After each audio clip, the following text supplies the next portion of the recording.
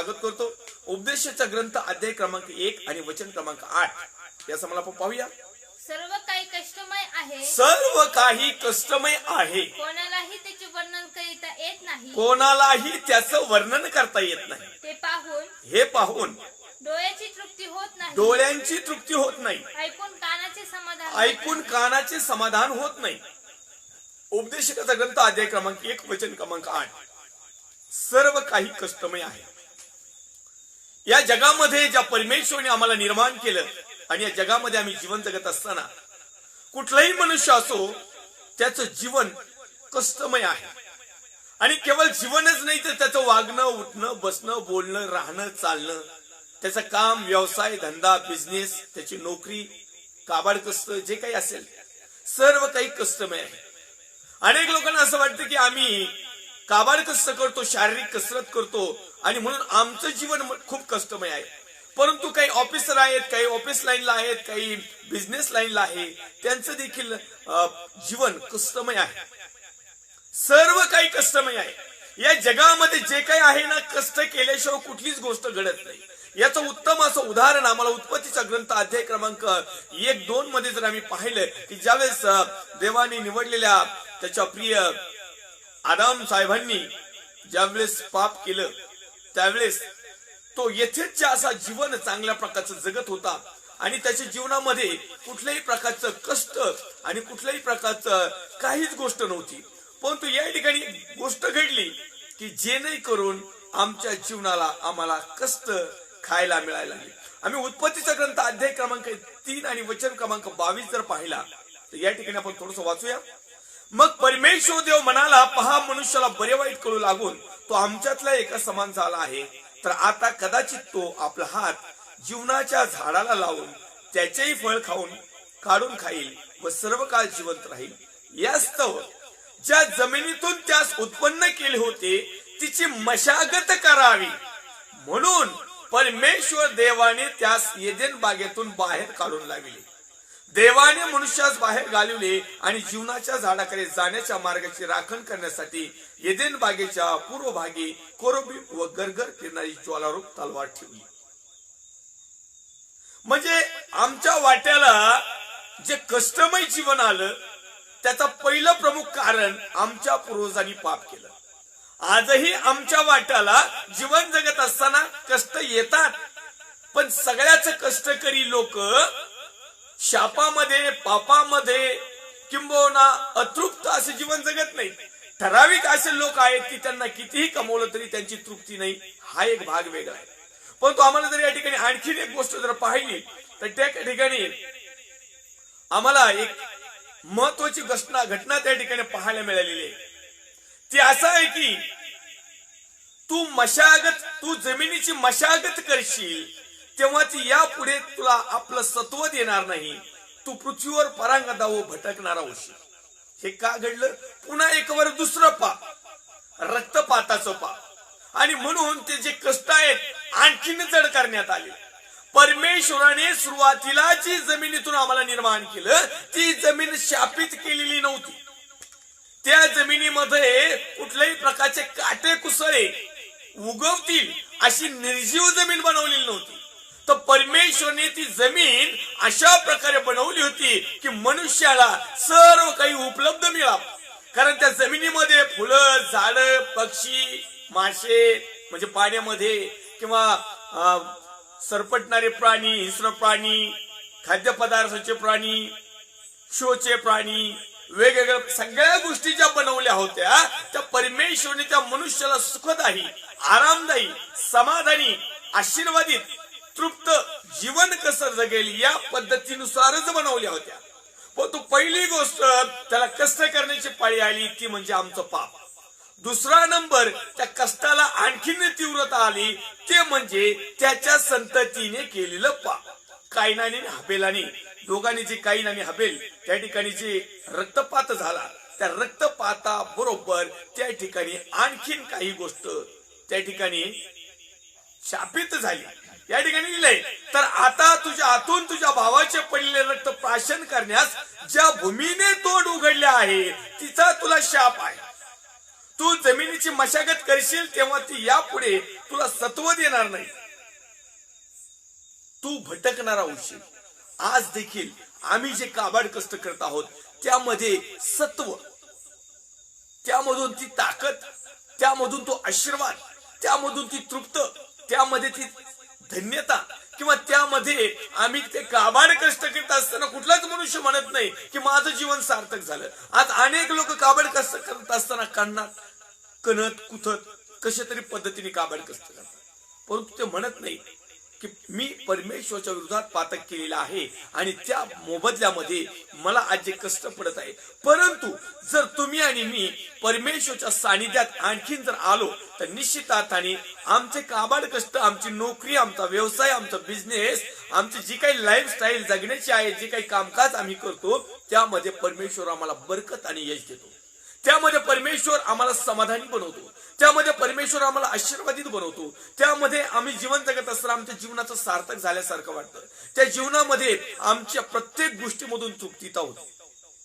अनुवादाच्या ग्रंथाने 28 अध्याय आणि काही वचन आम्ही पाहिलं तर त्यामध्ये स्पष्ट लिहिलेलं आहे, तुझा देव परमेश्वर याची वाणी तू लक्षपूर्वक ऐकशील तर सर्व प्रकारचे आशीर्वाद तुझ्याकडे धावत येतील. तू शेती, पोती, शेरड, मेंढर, गुरं, ढोरं, त्यांचं वत्स, आमचे लेकरं बाळ, शेतात निघलेलं सर्व उपज, नोकरी पाण्यातून निर्माण झालेला जे काही पैसा असेल, सोनं नाणं अडकं किंवा जे काही प्रॉफिट असेल ती सर्व काही आशीर्वादित करल. तुझं जाणं येणं उठणं बसणं मी आशीर्वादित करल. तुझ्यावर येणाऱ्या शत्रूंची तुला काही भीती राहणार नाही. जर कदाचित एका वाटेने शत्रू जर तुझ्याकडे आले आणि तू जर देवाशी विश्वासू असेल, प्रामाणिक असेल, देवाच्या वचनाप्रमाणे, आज्ञाविधी नियमाप्रमाणे जीवन जर जगत असेल तर निश्चित अर्थाने त्यांना रिटर्न जाताना 7 वाटा देखील कमी पडतील. आणि म्हणून आमचं जे जीवन आहे उपदेशकाच्या ग्रंथामध्ये अध्याय क्रमांक 1 आणि वचन क्रमांक 8 मध्ये म्हणत आहे, सर्व काही कष्टमय आहे, कोणालाही त्याचं वर्णन करता येत नाही. कोणीच नाही की तो कष्टमय जीवनाचं वर्णन करील. अनेक लोकांना वाटतं की जे ऑफिस स्टॉपला बसलेले असतात ना एसी रूम मध्ये, त्यांचं जीवन लय आरामदायी. विचारा त्यांना, तुम्ही आरामदायी आहेत का? नाही तर मग तुम्ही जाऊन 8 घंटे त्या एसी रूम मध्ये बसा. आणि जे एसी रूम मध्ये बसलेले लोक आहेत ना, जे सर्वसाधारण काबाड कष्ट करणारी वर्ग आहे, जो पेंटिंग असेल, कंस्ट्रक्शन लाईन मध्ये असेल, बिगारी काम असेल, गवंडी काम असेल, XYZ काम असतील, यांचे जे कष्ट आहेत ना, तर आरामदायी एसी मध्ये बसलेल्याला त्या कष्टाची जाणीव होणार नाही. पण तशाच प्रकारे एसी मध्ये बसलेले जे काही अधिकारी पदाधिकारी आहे ते पण जे कष्ट करतात त्यांच्या झालेल्या त्रासाची जाणीव ह्या लोकांना देखील होणार नाही. म्हणजे कष्ट तुम्ही कुठेही करा, कष्ट तुम्ही खुर्चीवर बसून करा, रस्त्यावर करा, बिझनेस लाईन करा, एकदम लोअर लिमिटचं काम करा, परंतु कष्ट हे कष्टच आहे आणि कुणालाही त्याचं वर्णन करता येणार नाही. बऱ्याचशा गरीब लोकांचं जे वर्णन आहे ते म्हणतात, नाही नाही आम्हाला खूप कष्ट आहे, आम्हालाच खूप त्रास आहे, आम्हालाच खूप पीडा आहे, आम्हाला तृप्तता नाही, आम्ही धन्य नाही, आम्हाला समाधानी नाही, आम्ही असं नाही तसं नाही. परंतु त्या एसीच्या लोकांना देखील, सरकारी नोकरदारांना देखील, निम सरकारी असताना देखील, कंपनी लाईन किंवा प्रायव्हेट जॉब किंवा पर्सनल आम्ही केलेल्या बिझनेस लाईन, सर्व गोष्टीमध्ये कष्ट आहेत. आणि त्या प्रत्येक कष्टामध्ये वेदना आहे, त्या प्रत्येक कष्टामध्ये त्रास आहे, त्या प्रत्येक कष्टाची पराकाष्ठा किंवा त्या प्रत्येक कष्टाचं वर्णन कुणालाही करता येणार नाही, कारण ते कष्ट आहेत. परंतु माझे प्रिय भावांनो, बहिणी नाही वडिलांनो, हे कष्टमय जीवन जगत असताना जर आम्ही परमेश्वराच्या सानिध्यात आमचं जीवन समर्पित केलं, परमेश्वराची आठवण केली, परमेश्वराने धावून दिलेल्या मार्गाने जर आम्ही चालायला सुरुवात केली तर आम्हाला आमच्या कष्टाचा विसर पडेल, परमेश्वर आमच्या कष्टाचा विसर पाडेल, परमेश्वर आम्हाला होणारे टेन्शन, ताण, दबाव दूर करील, परमेश्वर त्या कष्टातून आम्हाला धन्यता मिळवून देईल, परमेश्वर त्या कष्टातूनच आमचं समाधान देखील करील, परमेश्वर त्या कष्टातूनच आम्हाला आशीर्वादित देखील करील, परमेश्वर त्या कष्टातूनच आमचं जीवन सार्थक करील, परमेश्वर या कष्टामधूनच आम्हाला तृप्त करील. पण ज्या अर्थी आम्ही तृप्त नाही, समाधानी नाही, आशीर्वादित नाही, लक्की नाही, आमच्या जीवनाला धन्यता नाही, सार्थक नाही, भाग्यशाली नाही, त्या अर्थी आम्ही परमेश्वराच्या समीप नाही. जो व्यक्ती परमेश्वराच्या समीप आहे ना, त्याला कुठल्याही प्रकारचे कष्ट असू, त्या कष्टामध्ये देखील तो देवाच्या नावाचा महिमाने करू करतो. यामध्ये याजक साहेब देखील कष्ट करतात. त्यांच्या कष्टाचं तर अजिबात वर्णन करता येणार नाही. जे रात्रंदिवस काबाड कष्ट करतात ना, सेवक वर्ग, याजक वर्ग, त्यांचं किती कष्ट पडतात त्याचं वर्णन करता येणार नाही. दुसरा एक कॅटेगरीचा वर्ग आहे, तो नुसता थापा मारून लोकांकडून दानपात्र लुटितो, दशमांश, देणगी, अर्पण. अहो त्याला देखील कष्ट पडतात. जोक नाही, एखाद्याला थाप द्यायची म्हणजे जोक नाही. जीवावर उदार होऊन थापा द्यावा लागत आहे. काही लोक येतं खोट्या भविष्यवाण्या सांगून लोकांचं ते कष्ट येतं. खोट्या भविष्य सांगणं म्हणजे जोक नाही. अहो देवाच्या विरोधात बंड पुकारणं, याला काही साधे श्रम पडतात का? कदाचित आमच्या सारख्याच्या तावडीत किंवा एखाद्या विश्वासनाच्या तावडीत किंवा एखाद्या सत्य जीवन जगणाऱ्याच्या तावडीत जर असा व्यक्ती सापडला ना, मग त्याला माहिती किती कष्ट होतात. ते सुद्धा कष्ट आहे. त्याचा देखील आपल्याला वर्णन करता येणार नाही. मी तर थोडंच वर्णन करीतो, कारण मला थोडंच वर्णन येतं. म्हणजे प्रत्येक गोष्टीमध्ये कष्ट आहे आणि त्या प्रत्येक गोष्टीमध्ये समाधान आहे. प्रत्येक कष्टामध्ये धन्यता देखील आहे. प्रत्येक कष्टामध्ये आमचं जीवन सार्थक देखील आहे. प्रत्येक कष्टामध्ये आम्ही आशीर्वादित देखील होतो. प्रत्येक कष्टामध्ये आमची तृप्ती देखील होती. प्रत्येक कष्टामध्ये आम्ही भाग्यशाली म्हणायला पाहिजे स्वतःला. आम्ही तसं म्हणत नाही. देवाचं वचन तुम्हाला सांगतो, जो थोडक्याविषयी विश्वासू आहे त्याची पुष्कळावर नेमणूक होईल. म्हणजे याचा अर्थ जे थोडके कष्ट आम्ही प्रभूमध्ये करत असोल किंवा जगामध्ये करत असोल किंवा व्यवसायामध्ये करीत असोल, पण त्यामध्ये जर आम्ही आमचा प्रामाणिकपणा, सत्यता, देवाला, जगाला, आमच्या वरिष्ठ साहेबांना आवडणारी जर असेल, तर त्या कष्टामधून देखील आम्हाला समाधान मिळतं. छाती ठोकपणे आम्ही आमच्या साहेबांना सलूट मारतो. छाती ठोकपणे आमच्या इंजिनियर साहेबांना त्यांच्या पुढे जातो. छाती ठोकपणे आमचं जे कोणी मिस्त्री असेल किंवा छाती ठोकपणे आमचे कोण बिशप साहेब किंवा जे काही वरिष्ठ असेल, छाती ठोकपणे असं बिंदास उभा राहतो माणूस त्या कष्टामध्ये देखील. पण जर का त्या कष्टामध्ये काळं ढवळं, हिरवं, पिवळं, लाल, निळं, काळं जर केलेलं असलं ना, तोंड काळे केलेलं असलं ना डुप्लिकेटपणा करून, त्यांना म्हणा बरोबर आपले ओपन चॅलेंज आहे. पालकांनी येऊन अल्लट ब्रदर बरोबर उभा राहायचं पुढे आणि सांगायचं त्यांनी असं छाप मध्ये असं छाती काढून नाही होणार. कारण जे कष्ट आम्ही करतो त्या कष्टामध्ये आम्ही समाधानी आहोत. त्याच्यामध्ये आमचं तृप्तता आहे. त्या सेवेमध्ये, त्या वचनामध्ये, सगळ्या गोष्टींमधून आम्हाला जे कष्ट पडतात ना, हे कष्ट तर आमच्यासाठीच आहेत. कारण आम्ही पाप केलेला आहे आणि त्या पापाच्या मोबदल्यामध्ये शारीरिक जीवनाच्या ऐश आरामात जगण्याच्या दिशेने वाटचाल करीत असताना काबाड कष्ट तितक्याच स्पीडनी करावं लागतात. तशाच प्रकारे देवाच्या दैवी राज्यामध्ये जाण्यासाठी परमेश्वराच्या आत्मिक क्षेत्रामध्ये जीवन जगत असताना हे देखील काबाड कष्ट तेवढेच करावं लागतात. आता हे काबाड कष्ट म्हणजे काय? नुसतं बायबल घेऊन दारोदार हिंडणं, या गावाची त्या गावाला जाणं, संस्था निर्माण करणं, त्याचा संस्थापक अध्यक्ष होणं, एक जिल्हास्तरीय नेमणं, एक राज्यस्तरीय नेमणं, एक नॅशनल लेवलला लीडर्स नेमणं, याला सेवा नाही म्हणत. ग्राउंड लेवलला येऊन जी सेवा केल्या जाते ना, तिला सेवा म्हणतात. त्याच्यामध्ये धन्यता आहे, त्याच्यामध्ये समाधान आहे, त्याच्यामध्ये आशीर्वाद आहेत, त्याच्यामध्येच तृप्ती आहेत. आणि म्हणून माझे प्रिय भावांनो, बहिणी, आई-वडिलांनो, आम्ही आमचं जीवन या ठिकाणचं जे जगत आहोत ते कष्टमय आहे. सुख अजिबात नाही. कितीही प्रॉपर्टी आमच्या जवळ येऊ द्या, कितीही मालदार आम्ही होऊ द्या, कितीही बँक बॅलन्स आमचा वाढू द्या, कितीही आमचं पोझिशन वाढू द्या, परंतु हे कष्टमय आहे. आणि मला तुम्हाला सांगायला अधिक आवडेल की जो जास्तीत जास्त हाय लेवलला जातो त्याला जास्तीत जास्त कष्ट, यातना, टेन्शन, ताण, दबाव, सगळ्या प्रकारचं भरकटलेलं जीवन असतं त्या व्यक्तीचं. आम्हाला वाटतं नाही लय लॉर्ड पॉडी, त्याला चोराची भीती, लुटारूची भीती, राजकीय क्षेत्रात असलं तर विरोधी पार्टीची भीती, कुणी काही पकडून एखादं देतं काही त्याची भीती, एखाद्याला मरणाची भीती, एखाद्याला डायबिटीसची भीती. अवलय समाधानच नाही ना. मग या सगळ्या गोष्टी कष्टमय जीवनामध्ये जर आमचं कष्ट करून जर समाधान नाही, पवित्र शास्त्रामध्ये लिहिलेलं आहे, मजूर मजुरीने काम करून जसं काही भोक पडलेल्या पिशवीत बोक्स पडलेल्या पिशवीमध्ये, बॅगीमध्ये, पॉकेटमध्ये जे फाटलंय, जे तुटलंय, ज्याची शिवणळ उसावली, जे एकदम एम्प्टी आहे, त्याच्यामध्ये टाकतो. आणि ज्या वेळेस त्याला ते पाहिजे त्यावेळेस त्याच्याकडे ते नसतं. कारण त्या पिशवीला खालून होल पडलेला असतो. ती पिशवी खालून फाटलेली असते. आणि ती पिशवी म्हणजे आमचं परमेश्वरामध्ये वागणं, उठणं, बसणं, बोलणं, चालणं. आमच्या कष्टाचं चीज होणं खूप महत्वाचं आहे. चीज झालं म्हणजे धन्यवाद, चीज झालं म्हणजे समाधान, चीज झालं म्हणजे आशीर्वादित, चीज झालं म्हणजे जीवन सार्थक झालं, चीज झालं म्हणजे तृप्तता मिळाली. बस, याच्या पुढे काही नाही. पण असा मनुष्य भूतलावर तुम्हाला सापडणार नाही की जो कष्ट करतो म्हणतो बास. असा कुणीच व्यक्ती नाही. बास प्रभू, 7 मजले झाली, आता कशाला? तो दुसरीकडे फ्लॅट घेऊन तिथं दुसरी बिल्डिंग बांधली. समाधानच नाही. मग ह्या जीवनामध्ये समाधान नाही तर तिथे केव्हा भेटल?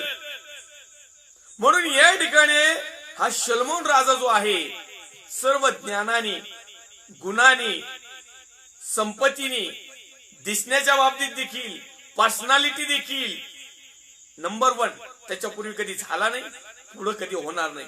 तो त्याचे परमेश्वराने दिलेल्या ज्ञानाच्या माध्यमातून तुम्हाला आणि मला शिकवत आहे. तो म्हणत आहे सर्व काही कष्टमय आहे, कुठल्याच याच्यात सुख नाही, सगळं कष्ट आहे.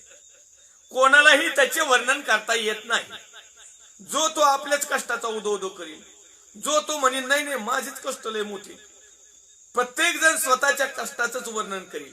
परंतु या भूतलावर जेवढे काही उद्योग आहेत, जेवढे काही कष्ट आहेत, जेवढे काही कामकाज आहेत, जेवढे काही नोकऱ्या, व्यवसाय, बिझनेस, काबाड कष्ट जे काही आहे ते सर्व वर्णन करता येणार नाही. प्रत्येकाला त्याचं दुःख, प्रत्येकाला त्याच्या पीडा, प्रत्येकाला. परंतु हे मात्र निश्चित आहे, ह्या सर्व गोष्टींमध्ये जो कोणी परमेश्वराच्या सानिध्यात असतो, जो कोणी परमेश्वराच्या वचनाबरोबर असतो, जो परमेश्वराच्या वचनाप्रमाणे अनुकरण करतो, त्या प्रत्येकाच्या कष्टाला परमेश्वर कुठंतरी पूर्ण विराम देतो. किंबहुना त्यांनी कष्ट करीत असला तर त्या कष्टामध्ये त्याला समाधान मिळतं. तो आशीर्वादित बनतो, तो तृप्त बनतो. मी गेल्या 22 वर्षापासून पेंटिंगचं काम करतो, भिंती रंगवायचं.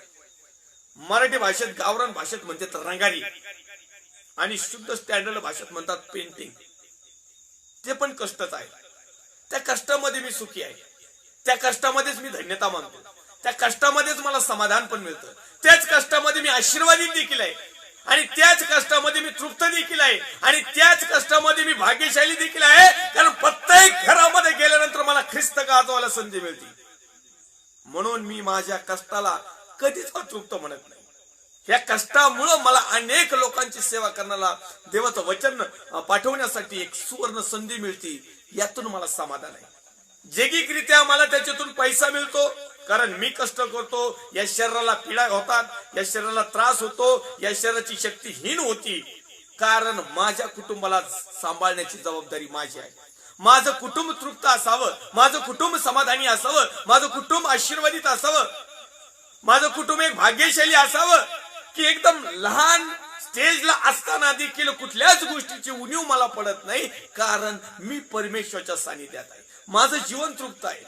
ते काबड कष्ट देखील तृप्त आहे. अनेक लोक लय मोठी नोकरी लागायला पाहिजे होती राव, लय मोठा पगार पाहिजे होता, काय केलं असतं तू? अरे थोड्या पगारात तुला नीटनेटकं जीवन जगता येत नाही, मोठ्या पगारात काय केलं असतं तू? ज्यादा पाप केली असते. म्हणून परमेश्वराने ना तुम्हाला आणि मला मिडल क्लास मध्ये ठेवले. का तर आम्ही लय हवेत उडू नये, कारण हवेत उडणारा प्रत्येक वस्तू जमिनीवरच येते.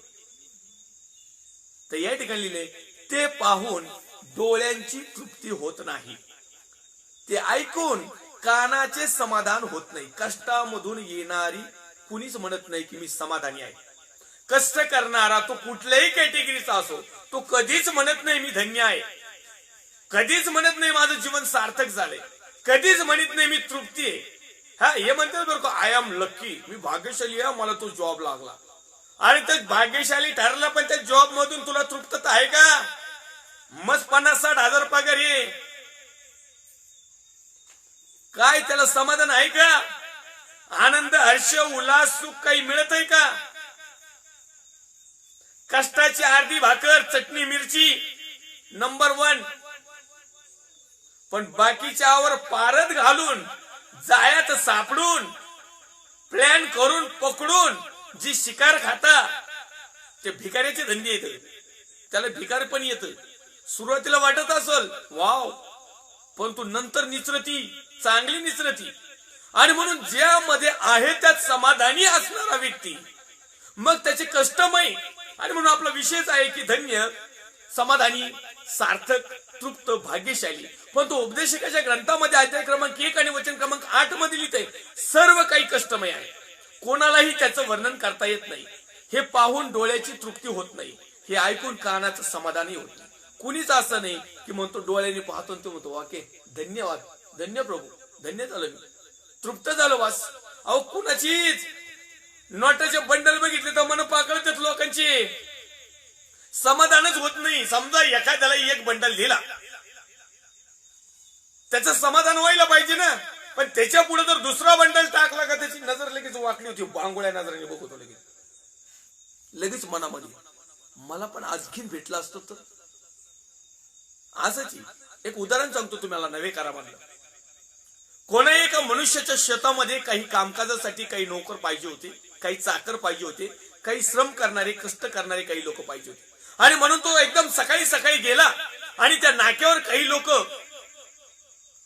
मजुरी मिळण्यासाठी त्या ठिकाणी आलेले होते, कष्ट करण्यासाठी डबे बांधून, काही तसे झाले असतील. आणि मग त्यांनी काही काम करी म्हटलं जा आपल्या मळ्यात जा आणि आपल्या मळ्यामध्ये काही काम आहे, तुम्हाला 1 रुपया रोज देईल. ते खूप आनंदी झाली आणि ते मळ्यामध्ये कामाला गेले. थोड्या वेळाने 1-2 घंट्यांनी परत गेला. परत काही लोक त्या ठिकाणी होते. तर म्हणला जा आपल्या मळ्यामध्ये कामाला जा, रुपये हजेरी देईन तुम्हाला. आणखीन त्याच्यानंतर जरा 12च्या दरम्यान गेला, दुपार व्हायच्या आधी. तिथेही काही जण होते. ते म्हणला जा आपल्या मळ्यात, यांनाही काम नव्हतं, हे लगेच गेले. आणखीन तो 3-3:30च्या दरम्यान गेला. तिथेही काही लोक होते. ते म्हणणार बाबा सकाळपासून तुम्ही इथं काय करता, कामाला गेले नाही का? ते नाव साहेब आम्हाला कामच भेटलं नाही. ते म्हणला जा आपल्या मळ्यात काम करा. हे गेल्याने काम करायला लागले. मग संध्याकाळी 5-5:30-6ला सुट्टी झाली आणि तो लेखाजोखा घेऊन तिथं बसला आणि प्रत्येक जणाला हिशोब द्यायला सुरुवात केली. जो शेवटीला आला होता 3-3:30ला त्याला रुपये दिला, पुढे निघाला. दुपारी आला होता त्यालाही रुपये दिला, पुढे निघाला. 12:30च्या दरम्यान आला तर त्यालाही रुपये दिला, निघाला. 9-9:30ला आले त्यालाही रुपये दिला, चांगली निघाला. मात्र सकाळी सकाळी जे कामाला लागले होते ना, हे बाकीचे पैसे बघून, रुपया बघून त्यांना जिभळ्याला पाणी आलं, लागल्या जिभळ्या चाटायला. तृप्तच नाही ना. सुरुवातीलाच सांगितलं होतं तुम्हाला रुपया रोज देईल, पण त्यांना असं वाटलं की हा उशिरा येऊन जर याला रुपये दिलाय तर आम्ही सकाळी आलो म्हणजे 100% आम्हाला आणखीन 1 रुपया मिळणार बा. आणि हे बोलून पण दाखवलं त्यांनी. ते काय म्हटले, महाराज आम्ही सकाळपासून तुमच्या मळ्यामध्ये काम करतो आणि आम्हाला रुपये दिला तुम्ही, आणि ते खुशाल सुट्टीच्या टायमाला आले आणि थोडंच काम केलं आणि त्यांनाही तुम्ही रुपये दिला. मग तो मालक म्हटला हे बघ गाड्या, मी तुझ्या बरोबर अन्याय केला नाही, मी तुला लुटलं नाही, मी तुझ्यावर जबरदस्ती केली नाही, मी तुझ्याकडून काही केलं नाही. परंतु तुला जे ठरवलं होतं ना सकाळी रुपया, मी तो तुला रुपये देतोय ना, त्या बाकीच्याला किती द्यायचं हे मी मालक आहे. मला तुम्हाला उदाहरण हे सांगायचं आहे की सर्व कष्टमय आहे, कोणाला त्याचं वर्णन करता येत नाही. ते पाहून डोळ्याची तृप्ती होत नाही, ऐकून कानाचं समाधान होत नाही. त्याला रुपया देताना त्याला रुपयाचं देण्याचं ठरवलं होतं, परंतु बाकीचे जे उशिरा आले त्यांना रुपया दिल्यामुळं हा सुरुवातीच्या मनुष्याची तृप्तीच झाली नाही. सुरुवातीचा मनुष्य समाधानच पावला नाही. सुरुवातीचा मनुष्य आशीर्वादितच झाला नाही. सुरुवातीच्या मनुष्याचं जीवन सार्थकच झालं नाही. सुरुवातीचा मनुष्य तृप्तच ठरला नाही. सुरुवातीचा मनुष्य भाग्यशालीने लक्की ठरलाच नाही, कारण त्याने अनेक गोष्टीची हाव त्या ठिकाणी केली. अशाच प्रकारे माझ्या प्रिय भावांनो, बहिणी, आई-वडिलांनो, जगातलं काबाड कष्ट करत असताना तुम्हाला आणि मला जे काही परमेश्वर ज्या काही गोष्टी देतो त्यामध्ये समाधान, त्यामध्ये आशीर्वाद, त्यामध्ये तृप्तता असणं खूप महत्वाचं आहे. मनुष्याला किती दिलं तर कमीच आहे हो. त्याला काय फुकाट जरी दिलं ना, नाही म्हणतच नाही देऊ, आणि फुकाट दिलं तरी त्याला असं वाटतं की आणखीन द्यायला पाहिजे. एक मनुष्य म्हटलं, आम्ही एका पेंटिंग कामाला गेलो होतो बऱ्याच दिवसापूर्वीच, एक उदाहरण सांगतो तुम्हाला. त्या ठिकाणी एक तुटलेली कॉट होती, कॉट जुनी लोखंडाची, कारण त्या लोकांना घ्यायचं होतं मोठं दिवाण. आणि म्हणून त्या तुटलेली कॉट तो म्हटला एक काम करा, हे बाहेर टाकून द्या किंवा मग तुम्हाला कुणाला पाहिजे असलं तर घेऊन जा. आणि मग एक कारागीर होते, त्या कारागिराने काय केलं, तो म्हटलं इकडे तिकडे पडण्यापेक्षा आपल्या घरी होईल ना, साहेब मी घेऊन जाऊ का? त्याने येस बिंदास घेऊन जा, कारण ही भंगारातच जमानी, याचे तरी पैसे किती येतील, जाऊ दे, तुम्हाला त्याचा जर उपयोग होत असेल तर चांगली गोष्ट आहे. आणि म्हणून तो म्हटलं घेऊन जा. दुसऱ्या दिवशी तो पेंटर, तो जो दुसरा मनुष्य होता कारागीर, त्याचं लक्षच होतं की आता साहेब गादी कवा देते, कारण गादी याची फाटायला लागली. मग तो जाऊन म्हटलं साहेब ही गादी फेकून द्यायची का? त्या उषा वगैरे काय, ते बेडशीट पण खराब झाले.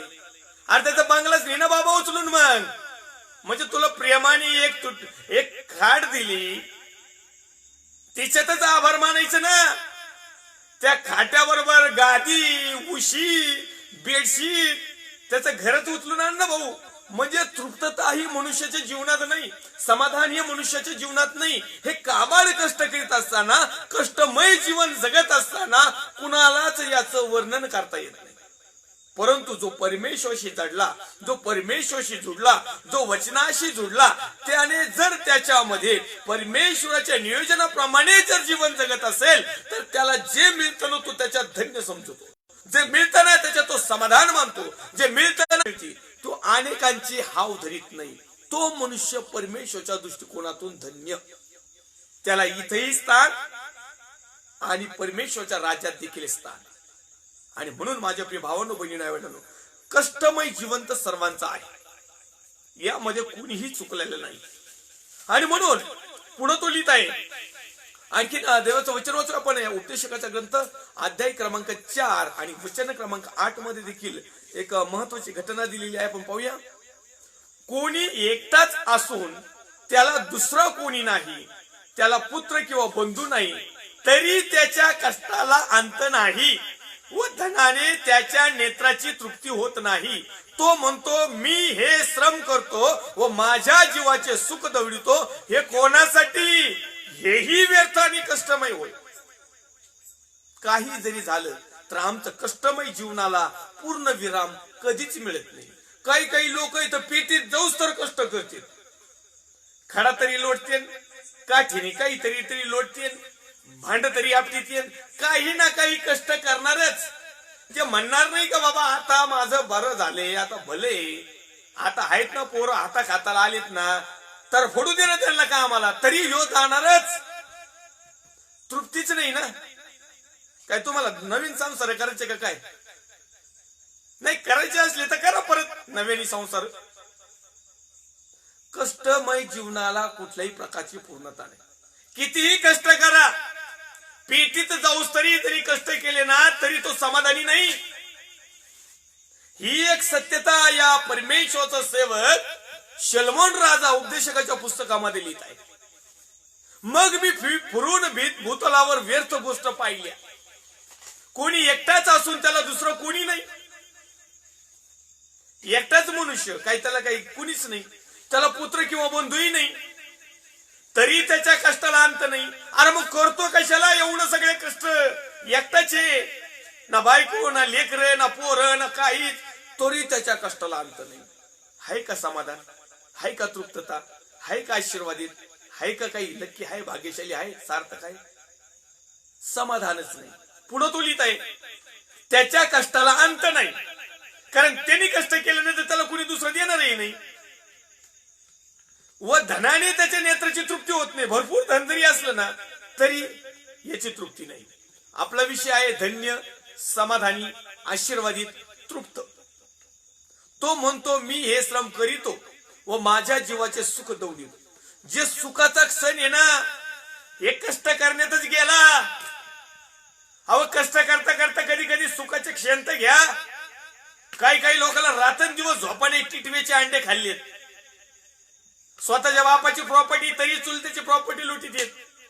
भावाची लूट, चुलत्याची लूट, ठेकेदारीची लूट, इंजिनियरची लूट, डॉक्टरची लूट, जिथं नजर जाईल ती लूट. अरे सुखाच्या समाधानाचे काही क्षण घ्या आनंदात जीवनात. काहीच घ्यायचं नाही. फुकट दिले तरी समाधान नाही. मोकार लोकांचे लोखंड घरी आण, पत्रे घरी आण, जुने कपडे घरी आण, तरी तृप्तता नाही. आनंदाचा क्षण नाही. पत्नी बरोबर कधी 2 मिनिटं नाही, लेकरांबरोबर कधी 2 मिनिटं नाही, नातेवाईकाबरोबर नाही. अरे मग जीवन तरी कशाला जगतात? हे कमवून तरी कुणाला ठेवणार? हे तुमचे माझे आजोबा पंजोबा गेले इथं ठेवून, कोणी काही नेलंय संग? प्रेमाचे 2 शब्द, प्रेमाचे 2 बोल, समाधान, तृप्तता, आशीर्वादित. कधी तोंडावर 12 वाजलेल्या, कधी गवऱ्या फुटल्यासारखे तोंड. काय तुमच्या कष्टाला अर्थ आहे का? निरर्थक आहे सगळं. आणि म्हणून माझ्या प्रिय भावांनो बहिणी आवडलं नो, हे कष्टमय जीवनात तर आम्हाला जगायचं आहे, परंतु या कष्टमय जीवनामध्ये देखील आमच्यामध्ये धन्यता निर्माण झाली पाहिजे, आमच्यामध्ये समाधान निर्माण झालं पाहिजे, आम्ही आशीर्वादित झालो पाहिजे, आम्ही तृप्त झालो पाहिजे, आम्ही लक्की ठरलो पाहिजे त्या सार्वकालिक वतनात जाण्यासाठी. आम्ही भाग्यशाली ठरलो पाहिजे. कारण इतर लोक ही काबाड कष्ट करतात ज्यांना देव माहित नाही, ज्यांना परमेश्वर माहित नाही, ज्यांना सत्य माहित नाही. असेही लोक काबाड कष्ट करतात. ज्यांना सत्य माहिती तेही काबाड कष्ट करतात. जगामध्ये असा एकही व्यक्ती नाही की तो कष्ट करत नाही. मग भले तो देवाच्या सेवेचे कष्ट असू, सुवार्थेचे कष्ट असू, नाही तर दुसऱ्याला टोप्या मारण्याचे कष्ट असू, नाही तर एखाद्याला खोट्या भविष्यवाण्या सांगून पैसे लुटण्याचे श्रम असू, कष्ट असू, त्याला तर लय कष्ट घ्यावा लागेल. साधे नाही. कारण हे लोकांच्या तावडीत जर सापडले तर एखाद्या टायमाला लय अवघड होईल. मी मागच्या वेळेस 2 तुम्हाला व्हिडिओ दाखवले. Touch my shoes and take it your blessing. माझ्या बुटाला स्पर्श करून तुमचे आशीर्वाद घे. हे सापडले नाही एखाद्या टायमाला पब्लिक मध्ये, मग पब्लिक यांना सांगेन का बुटाच्या कुणाला स्पर्श करायचंय का बुटाने काय करायचंय ते पब्लिक ठरवेल. याच्यामध्ये सुद्धा कष्ट लागत आहेत. एवढं सगळं परमेश्वराच्या समोर, लोकांच्या समोर एवढ्या काही गोष्टी करायचे म्हणजे साधे कष्ट आहेत काही. आणि या कष्टाचं फळ मिळतच, हे श्रम केलेले फळ मिळतच. एवढं करूनही सुखी नाहीत, समाधानी नाहीत, तृप्त नाहीत. अजूनही लोकांना टोप्या घालायचं काम चालूच आहे. अजूनही खोट्या भविष्यवाण्या चालूच आहेत. अजूनही खोट्या गोष्टी चालूच आहेत. अजूनही लुटालुटी चालूच आहेत. अजूनही सुधारणार. ही एक सत्य गोष्ट आहे. परमेश्वरच्या नावाला मी धन्यवाद देईल. या ठिकाणी उपदेशकाचा ग्रंथ अध्याय क्रमांक 4 आणि वचन क्रमांक 8 मध्ये म्हणतोय, कोणी एकटाच असून त्याला दुसरा कोणी नाही, त्याला पुत्र किंवा बंधू नाही, तरी त्याच्या कष्टाला अंत नाही व धनाने त्याच्या नेत्राची तृप्ती होत नाही. कपाट भरून पैसे जरी असले तरी एखादा मनुष्य तृप्तच नाही हो, ह्या नेत्राला तृप्तच नाही. परंतु ते धन्य ते लोक आहेत जे वचनाचा खजिना त्यांच्या जवळ आहे, सत्याचा खजिना त्यांच्या जवळ आहे, आज्ञाचा खजिना त्यांच्या जवळ आहे. आणि हा पालन करीत असताना, हा स्टॉक माझ्या जवळ असताना, हा स्टॉक तुमच्या जवळ असताना, हा स्टॉक विश्वासणाऱ्या जवळ असताना, हे कार्यरत करीत असताना, कृती आणि आचरण करीत असताना आम्हाला तृप्तता वाटते. मला तरी वाटते, धन्य होतो मी, समाधान वाटतं. कुठं? देवाच्या वचनामध्ये. पण याच्या पलीकडे जर काही असलं ना, त्यात काही अर्थ नाही. तो म्हणतो मी हे श्रम करतो व माझ्या जीवाचे सुख धवळीतो. हे कोणासाठी? वरून तोच प्रश्न करतो मी, कोणासाठी? आमच्या आई बापांना लय खोडी येतं, म्हणजे सगळ्यांची आली जगातली, सगळ्यांची. आम्ही कुणासाठी कमवतो? नाही, मी पण म्हणतो ना माझ्या लेकरांना, असं नाही. आम्ही एवढं काबड कष्ट करतो, कुणासाठी करतो? तुमच्यासाठीच ना. अरे मग कोणी करायला लावले कोणी करायला? कारण आमच्या आई बापांनी केले, त्यांच्या आई बापांनी केले, त्यांच्या आई बापांनी केली, कुणीच समाधानी झाले नाही. परंतु जे वचनाचं श्रम घेतात, जे वचनाच्या पद्धतीने चालतात, त्यांना समाधानी. त्यांच्या पोरं कसेही निघू, चांगले निघू, हे निघू, ते निघू, पण वैयक्तिक तरी त्यांना समाधानी. जैगिकरित्या मायापोटी थोडेसे निराश होतील, पण जे कट्टर आहेत ना देवाच्या वचनाप्रमाणे चालणारे, त्यांना काहीच वाटत नाही. ते प्रोसेस म्हणून बाकीच्या काही गोष्टी करतात. ही एक सत्यता आहे, ही एक रियालिटी आहे. कारण ज्याला त्याला ज्याच्या त्याच्या गोष्टीचा फायदा, नफा, नुकसान किंवा जे काही असेल बक्षीस, हे सगळं मिळत असतं. आणि म्हणून या ठिकाणी तो लिहित आहे, हेही व्यर्थ कष्टमय होईल. आपण धन्य, समाधानी, आशीर्वादित आणि तृप्त या विषयावर चिंतन मनन अध्ययन करत आलो. आता पुन्हा एक वार उपदेशाचा ग्रंथ अध्याय क्रमांक 6 आणि वचन क्रमांक 3 मध्ये एक गोष्ट लिहिलेली आपण पाहूया ती. कोणा मनुष्यात 100 मुले झाली व तो बहुत वर्ष जगला, त्याच्या आयुष्याची वर्ष संख्या मोठी असली तरी त्याचा जीव सुखप्राप्तीने समाधान पावला नाही. त्याचे उत्तर कार्य झाले नाही, तर अशा मनुष्यापेक्षा मूत्रपिंड पुरविला असे मी म्हणतो. एवढं सगळं जणी सगळे 100 मुलं, एक उदाहरण दिलं त्यांनी. कोणा एका मनुष्याला 100 पोरं असली आणि खूप काही जमवलं, पण तो मेल्यावर त्याचे क्रियाक्रमच नीटनेटकी झाली नाही. त्याचा 3रा 7वा 10वा 13वा 40वाच नीटनेटका झाला नाही. आता हे करायचं का नाही करायचं हा वेगळा प्रश्न आहे, पण त्याच्यानुसार किंवा त्याची प्रतिक्रिया व्यवस्थितच झाली नाही, काय त्याचा काही लाभ. आता मेलेल्या मनुष्याला काही कळत नाही त्याची प्रतिक्रिया कशी झाली, त्याचा 10वा करतेत का 13वा करतेत का 7वा करतेत का आणखीन 40वा करतेत का 20वा घालतेत का, ज्याच्या त्याच्या मर्जीप्रमाणे जर लय लांब असलं तर 2-4 दिवसात 8 पितेत. आता हा लोकांचा वेगळा भाग आहे, हा आपल्या विषयाचा जुडून नाही. परंतु जर मनुष्याच्या जर काही गोष्टी जर पूर्णच झाल्या नाही जिवंत असताना, तर त्याचं जीवन समाधानी नाही, तृप्त नाही. या ठिकाणी रेफरन्स आल्या कारणाने मी सांगितला, माझा विषयाचा तसा हे नाही. या ठिकाणी आणखीन एक रेफरन्स आपण पाहूया 7व्या क्रमांकाचा. त्यामध्ये लिहिलंय, मनुष्याचे सर्व परिश्रम पोटासाठी आहे तरी त्याच्या जीवाची तृप्ती म्हणून होत नाही. श्रम कशासाठी करतो? पोटासाठी. अरे मग पोटासाठी श्रम करतो तर तरी तृप्त नाही ना. आहे का तृप्ती? श्रम तर करतो पोटासाठी, तृप्ती आहे का? श्रम करतो प्रभूसाठी, तृप्ती आहे का? अनेक लोक, अनेक याजक वर्ग प्रभू मध्ये श्रम करतात. विचारलं ना, ब्रदर आपण काय करता? मी सेवा करतो. सेवा करता? काय करता? कुठं करता? मी अमक्या अमक्या ठिकाणी करतो. कुठं जाता? अमक्या फलाने विस्तारित ठिकाणी. कशी करता? 24 आवर्स करतो. यो फक्त रविवारच्यालाच उगवतो. यो फक्त बातमीवर असतो. वाढदिवस कुणाचा आहे, लग्न कुणाचं लावायचंय, साखरपुडा कुणाचं लावायचंय, कुठं मयत झाली का, तिथं कुणी गेलाय का, मग मयत झाल्यानंतर 3ऱ्या दिवशी पण आमंत्रण मिळेल बुवा, मग 40 वेळा पण मिळेल, मग तो वर्षाची नोंद करतो, कधी करते वर्ष श्राद्धाची प्रार्थना मिळेल. हे काही काही लोकांचे प्रभू मध्ये केलेले श्रम. श्रम कशासाठी करतात काही कळतच नाही, पोटासाठी करतात ना. मग आध्यात्मिक गोष्टीमध्ये श्रम करीत असताना जीवनातच समाधान मिळालं पाहिजे. अनेक सेवक आहेत, याजक आहेत की ते तृप्त नाहीत, समाधानी नाहीत, आशीर्वादित नाहीत, भाग्यशाली नाही, आणि त्यांना धन्य म्हणता येणार नाही, धन्य होतही नाहीत, कारण ते प्रभू मध्ये जीवन जगत असताना देखील तृप्त होत नाही. अतृप्त भटकणारी आत्म्यासारखं जीवन आहे. माशाला जसं पाण्याच्या बाहेर काढलं तर पळतो ना, तसं सेवकाई मध्ये चाललंय सध्याच्या. असा तर पडतो, पाणीच मिळालं ना, म्हणजे हेच मिळालं ना. म्हणून माझ्या प्रिय भावांनो, बहिणी आवडलं, कष्ट कुठलेही असो, शारीरिक असो, आत्मिक असो, आध्यात्मिक असो, धार्मिक असो, जगिक असो, एक शारीरिक म्हणजे एक आमच्या शक्तीतून निर्माण केणारं कामकाज असो, म्हणजे लो लिमिट असो, भिगारी काम असो, गवंडी काम असो, कुठलंही असो, खुर्चीवर बसायचं असो, ऑफिसरचा असो, सरकारी असो, व्यवसाय असो, बिझनेस असो, कुठलंही काम असो, ह्या कष्टामध्ये तृप्त झालं पाहिजे माणूस.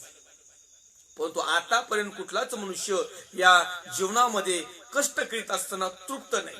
परंतु परमेश्वरच्या नावाला मी धन्यवाद देईल, जितके काही देवाच्या वचनाची सेवा करतात ते तृप्त आहे, ते समाधानी, त्यांचं जीवनाचं सार्थक झालं. कारण आम्हाला इथली आशा नाही, आम्हाला तिथली आशा आहे, ज्या ठिकाणी तुम्हाला आणि मला जायचं आहे, ज्या ठिकाणी तुमचा आणि माझा उद्धारक परमेश्वर त्याच्या सानिध्यात आम्हाला जायचं आहे. आम्ही आणखीन एक रेफरन्स पाहूया. प्रेषितांचं कृत्य अध्याय क्रमांक 1 वचन क्रमांक 8 पाळक साहेबांनी पाठवलेले. परंतु पवित्र आत्मा तुमच्यावर येईल तेव्हा तुम्हाला सामर्थ्य प्राप्त होईल आणि यरूशलेमेत, सर्व यहुद्यात, शमरोनात व पृथ्वीच्या शेवटापर्यंत तुम्ही माझे साक्ष व्हाल. Praise the Lord. परमेश्वरच्या नावाला धन्यवाद. परमेश्वरापासून जे सामर्थ्य येईल त्यानुसारच हे होईल. पण जगातून जर का सामर्थ्य आलं त्यानुसार काही होणार नाही. अनेक सेवकांना जगातलं सामर्थ्य परमेश्वरापासून सामर्थ्य नाही आणि म्हणून ते तृप्त नाहीत. परंतु ज्यांना परमेश्वरापासून सामर्थ्य मिळाले ना ते समाधानी आहेत. भुकाले उपाशी असले तरी समाधानी आहेत, काबाड कष्टात जरी असले तरी समाधानी आहेत, जवळ काही नसलं तरी समाधानी आहेत, तृप्त आहेत. कारण त्यांचा भरोसा, त्यांचा विश्वास त्या परमेश्वरावर आहे ज्याने सर्व काही निर्माण केलेलं आहे आणि त्याच्यापासून त्यांचं तारण झालेलं आहे किंवा त्यांच्यापासून परमेश्वरापासून सामर्थ्य मिळालेलं आहे. मग ते सामर्थ्य वचनाचं असेल, सत्याचं असेल, आराधना करण्याचं असेल, प्रीचिंगचं असेल, संदेशाचं असेल, सुवार्थ असेल, अन्य भाषा असेल, मिरेकल असतील, भविष्यवाणी असतील, वेगवेगळ्या गोष्टीचं सामर्थ्य असेल, एखाद्याला कष्ट करण्याचं असेल, सर्वांना परमेश्वरापासून येणारं जर सामर्थ्य असेल तर शेवटापर्यंत तुम्ही माझे साक्षी, म्हणजे आम्ही परमेश्वरची साक्षी. मध्येच गाडी सोडून नाही द्यायची. काही काही लोक आहेत मध्येच गाड्या सोडून देते. पहिल्यांदा लय मोठमोठ्याला साक्षी देतात आणि नंतर काही दिवसांनी त्यांच्या साक्ष्या बदलल्या जातात, गाड्याच बदलून टाकली. आणि म्हणून माझ्या प्रिय भावांनो बहिणींनो, कष्ट हे तुम्हाला आणि मला पडणार, पण त्या कष्टामधून आम्हाला धन्यता कशी मिळेल, समाधान कसं पावतो, आशीर्वादित कसं होतो, तृप्त कसे होतो. मी काल पण एक उदाहरण सांगितलं. शेतकरी राजा जो आहे ना, बळीराजा, शेतकरी राजा, त्याचं दरवर्षी हमेशा ना हमेशा डुबीतच असते. त्याचं कामच कायम डुबीत. कांद्यात डुबन, टमाट्यात डुबन, वांग्यात डुबन, कोबीत डुबन, डुबीत डुबन, पण तो तृप्तच होतो. थोडं त्याला काही थोडस मिळालं ना का लगेच तो खुश होतो. असं जीवन पाहिजे. अनेक आम्ही पाहतो, अनेक जे बळीराजे म्हणजे जे काही शेतकरी वर्ग आहे ना, प्रत्येक टायमिंगला लॉसच जाणार, कायम लॉस, पण तरी खुश आहेत ती, तरी तृप्त आहे, तरी समाधानी आहेत. याला म्हणतात, कारण का ते आहे त्यात समाधान मानतात. कारण का तर ते जे मिळाले ना, परमेश्वराला म्हणतात धन्यवाद प्रभू पाऊस दिल्याबद्दल. आणि कधी कधी परमेश्वर असा काय पाऊस येतो का त्यांच्या पिकाचा पार सत्यानाश होतो, तरी ते म्हणतात धन्यवाद प्रभू, हे पीक बुडालं तर बुडू दे, पण पुढचे 2 पिकं निघतील. माझं विहिरील पाणी, तलावाला पाणी, शेला पाणी, त्याला पाणी, माझं जीवनच पाणी पाणी. तो हटकत नाही, परंतु तुमचं आणि माझं जीवन तसं नाही. म्हणून कष्टकरी शेतकऱ्यांकडून काही गोष्टी शिकणे खूप महत्वाचं आहे. गरजेचं. तो निराश होत नाही, हताश होत नाही, तो पेरितो पेरितो पेरितो. नाही उगलं ना, नाही उगलं ना, त्याला व्यवस्थित साफसफाई करून त्याला व्यवस्थित करतो, बरोबर त्याचं जीवन समाधानी बनतं, आशीर्वादित बनतं, तृप्त बनतं, लक्की बनतं. आणि म्हणून या ठिकाणी अध्याय क्रमांक 6 आणि वचन क्रमांक 7 मध्ये लिहिलंय, मनुष्याचे सर्व परिश्रम पोटासाठी आहेत, तर त्याच्या जीवाची तृप्ती म्हणून होतच नाही. तृप्तीच नाही हो. मी तर तुम्हाला सांगन, परमेश्वराने बरं झालं मनुष्याला ईदभर पोट दिलं. ईदभर, ज्याची त्याची ईद असेल, ईदभरच पोटी, त्याने त्याला तृप्ती होत नाही. परमेश्वराने म्हशीसारखं गायसारखं असं लांब लचक हातभर पोट दिला असतं ना, मग समजलं असतं हे पोटाला काय करू, या पोटात काटे भरू का गावात भरू का पेंड्याच भरू आतमध्ये, का सरकी ऊसाचे पेंडीचे पोताडे भरू का भुसा भरू. एक ईद पोट मनुष्याचं भरायला एवढं सगळे उपाद्याप करावं लागतात. जर परमेश्वराने मनुष्याला जर गाय म्हशी किंवा जनावरांसारखं हत्ती म्हणलं तर लय मोठं होतं. एवढं जर पोट दिलं असतं कसं झालं असतं. अहो एवढाले पोट असणारी आहेत, हत्ती, गाय, बैल, म्हैस, शेळी, बकरी, परमेश्वर यांचं पोट भरितो.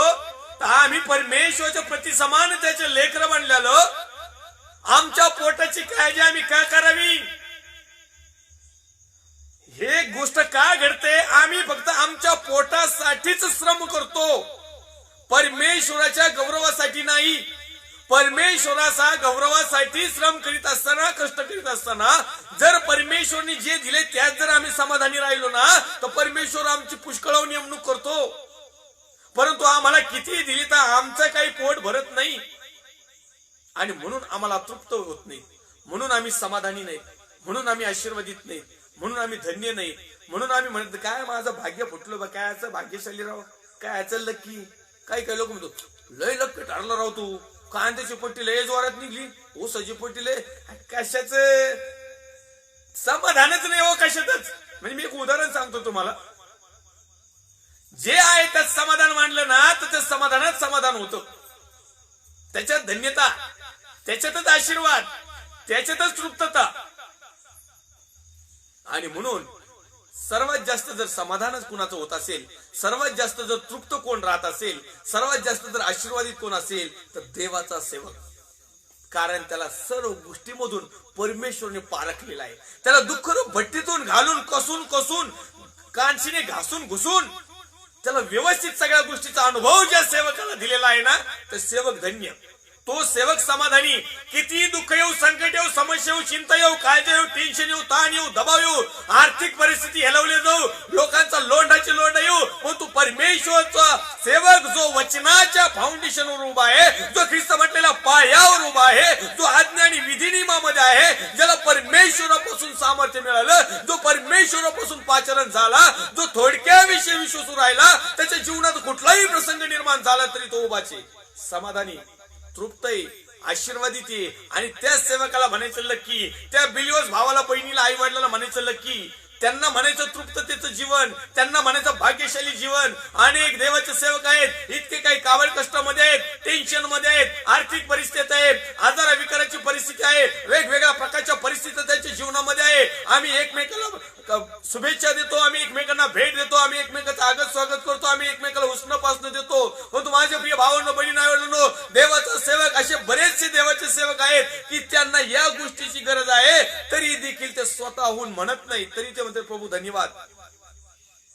आमच्याकडे थोडं जरी असलं ना, आमच्याकडे धन्यवादच नाही, आमच्याकडे समाधान देखील नाही. या गोष्टीमध्ये परमेश्वर क्षणात निमिषात आमची परिस्थिती बदलवतो. आलेल्या वेळ प्रसंग, आलेल्या समस्या, चिंता, काळजा, आलेल्या सिच्युएशनला जो हँडल करतो प्रभूच्या वचनाच्या माध्यमातून, आणि तो त्याच्यावर स्टँड राहतो. आणि आलेल्या प्रत्येक हानी, दुःख असतील, आजार असतील, हानी असतील किंवा आमच्यावर आलेले आरोप असतील, जो स्वीकारतो आणि प्रभू मध्ये म्हणतो धन्यवाद प्रभू, त्याचं जीवन धन्यवादित होतो. तो समाधानी, जो समाधानी असतो ना, जो आशीर्वादित असतो, जो तृप्त लक्की असतो ना, तो डायरेक्ट या प्रकारे जीवन जगतो. या मनुष्याचं जीवन परमेश्वरच्या दृष्टिकोनातून योग्य आणि सालस आहे. आणखीन एक रेफरन्स पाहूया आपण. उपदेशाचा ग्रंथ अध्याय क्रमांक 10 आणि वचन क्रमांक 17 मध्ये लिहिलेला आहे. आपण पाहूया या ठिकाणी. हे देशा, तुझा राजा कुलीन घराण्यातला असला व तुझे सरदार निशेसाठी नव्हे तर बलप्राप्तीसाठी योग्य वेळी भोजन करीत असले तर तू धन्य. म्हणजे राजा जर योग्य असेल, प्रधान जर योग्य असेल, मंत्री जर योग्य असेल, पोप साहेब जर योग्य असेल, बिशप साहेब जर योग्य असेल, कोऑर्डिनेटर जर योग्य असेल, फादर जर योग्य असेल, गुरुजी जर योग्य असेल, पाळक साहेब जर योग्य असतील, रेव्हरंड साहेब जर योग्य असतील, सहाय्यक पास्टर जर योग्य असतील, आराधक जर योग्य असतील, कारभारी जर योग्य असतील, देवाचा विश्वासणारा सेवक जर योग्य असेल, तर आम्हाला सर्व प्रकारची तृप्ती, धन्यता, समाधान, आशीर्वादित होणार.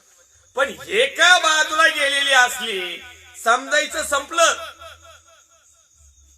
आणि म्हणून जो शहाणा राजा आहे ना, तो पाहतो पहिल्या प्रथम नव्या करारामध्ये लिहिलंय, कोणी एक असा मनुष्य आहे, राजा आहे, सेनापती आहे किंवा एक लढवय्या वीर आहे, आणि दुसरा शत्रू येतोय, तर माझ्याकडे 10,000 सैन्य आहेत आणि समोरचा 20,000 सैन्याने येतोय, तर त्याला बसून विचार करावा लागतो की माझ्या 10,000 लोकांच्या मातीत घालायचंय का, 10,000 लोकांना वाचवायचंय का, त्याच्याशी सलोखा करायचा आहे का, त्याच्याशी मैत्री करायची का, त्याच्याशी युद्ध करायचं, हा राजा ठरवतो. अशाच प्रकारे अनेक माझे बिलिव्हर्स भाऊ बहीण आई वडील लांडग्याच्या तावडीत सापडलेत, दुष्टांच्या विळख्यात पडलेत, आजारांनी त्रस्त आहेत, समस्या आहे, टेन्शन आहे, ताण आहे, दबाव आहे, व्यसने, वासना आहे, सर्व प्रकारच्या घाणीमध्ये पडलेले आहेत. त्या दुष्टांनी त्यांना तुडवलेलं आहे, त्या दुष्टांनी त्यांच्या जाळ्यामध्ये ठेवलेलं आहे. यांना सोडवायचंय का तिथंच टाकायचं हे सेवकांच्या हातात. त्यांना योग्य मार्गदर्शन करायचं का वरतून त्यांच्या उदाकडे घालायची हे सेवकाच्या हातात. ही वस्तुस्थिती रियालिटी आहे. आगणीतून ओढून होरपळून त्यांचं आगणीत हात घालून ओढून ताडून तारण साधा. इथं आमचंच तारण नाही झालं, दुसऱ्याचे तारण लागले करायला. आणि दॅन आहे प्रॉफिट नुसतं भविष्यवाणी करतात. तेलाच्या बाटल्या इकलेनी आणि पाण्याच्या बाटल्या इकलेनी आणि कॅलेंडर इकलेनी आणि स्टॅच्यून माळान पुतळे ऐकलेनी लोकांचं तुमचं ऐकण्याचं तारण होणार नाही. तर त्यांना योग्य मार्गदर्शन देणं, जे अतृप्त आहे त्यांना तृप्त करणं, त्यांना जीवनी पाणी देणं, त्यांना जीवनी भाकर देणं, ह्या ईदभर पोटासाठी मनुष्य करतो. मग ह्या शरीराचं संरक्षण होतं, ते सुरक्षित राहतं. या शरीरामध्ये देवाचा आत्मवस्ती करतो. मग या ईदभर पोटासाठी जर एवढं रात्रभर जर काम करत असतो, दिवसभर काबाड कष्ट करतो, तर आत्म्यासाठी थोडेसे करा. ते प्रभू मध्ये केलेले श्रम नाही ना जाणार व्यर्थ.